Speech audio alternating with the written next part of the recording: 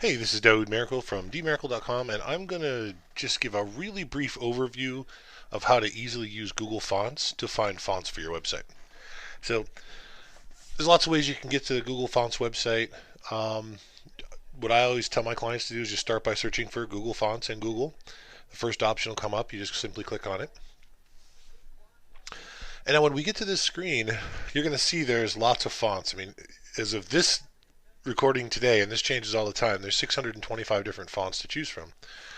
You see, we scroll down the screen, they just keep on coming. So there's a couple things you can do to make this easier on yourself. And again, I'm just going to show a couple of quick things here. First is categories. If you know that you don't want to use a serif font, for instance, that'll make fewer fonts for you to go through. If you know that you want a scripted font or something like that, you might want to uncheck a few of these, and you come down to fewer fonts to look at. Okay. I'm going to leave all of them on just for the sake of right now. There's other ways you can search. You can search for the thickness of the font. You can search for whether the font's italicized, how wide the font is. All of these things. These are different categories, but they're different different options as far as what the fonts look like.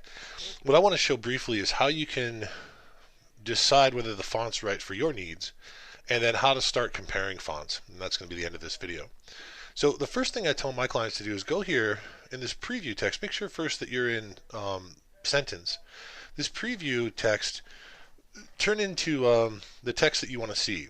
So for instance, if you're looking for the text in a header for your website, you might want to put in, now of course you'd put in your name. If your website's name is life coaching for moms, you'd probably want to type in life coaching for moms here, but that way you get to see what each of the fonts is going to look like for your needs. So as you scroll down through the fonts, you can see, oh, well, I really like this font maybe in my header, or maybe I really like this font in my header, because you see what it actually looks like with your text. Once you find a font that you like, simply click this add to collection option, add to collection, and you'll see what happens down here at the bottom is this little big gray area shows up, and the one font that you chose is down there. And all I'm going to do is I'm just going to select a couple here. You see, as I select them, they keep getting added here to the bottom. So 4 is good enough. Once I've gone through the 600 and some, at this point, 600 and some fonts and made my choice into which collections I want to look at, I come down here to this gray area and I select Review. And what Review is going to do is it's going to give me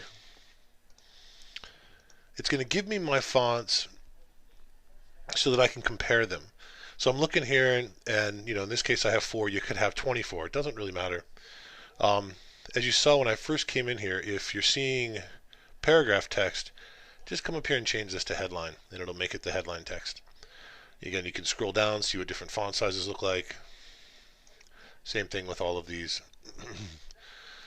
Once you decide there's a font you don't want, like I don't really want this one, just select the little X that goes with this box, and this font goes away. You'll see that it got removed from your collection down here, and now we have these 3 to compare.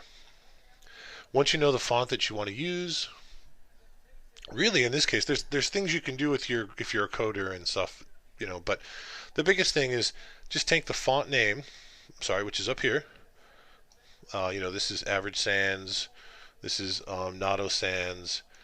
And let your web designer know that this is the font I want to use for my header, or this is the font I want to use for the headlines on my website, or this is the font I'd like to use for my paragraph text. Just let your designer know those names, and that's it. It's really that simple. Again, there's a lot more that you can do with Google Fonts, but this is really meant for my clients and beginners who want to delve into doing different fonts on their website without having to have any kind of knowledge of technical stuff or coding or any of that stuff. This is assuming that somebody else is going to code these fonts in for them. So this is how you use it. Again, you'd get down to your last font. Let's say we're not going to do this one. And you would just email to your web designer, or to me if I'm doing your website, hey Daoud, make my header Average Sans. And then I would know what to do with that. So that's all there is to it. So hope that's helpful, and you can always check me out at dmiracle.com, dmiracle.com. This is Daoud. Thanks.